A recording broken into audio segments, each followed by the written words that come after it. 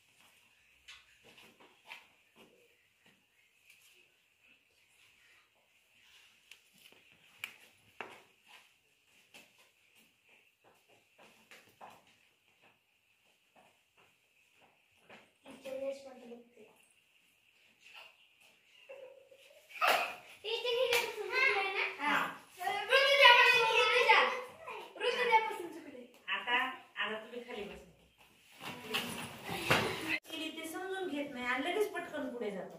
मग आपण काय होतो, आपली अर्धवटच कृती राहते आणि मग पुढे सगळे तसे चुकत चुकत चुकत चुकत जातात, हे की नाही.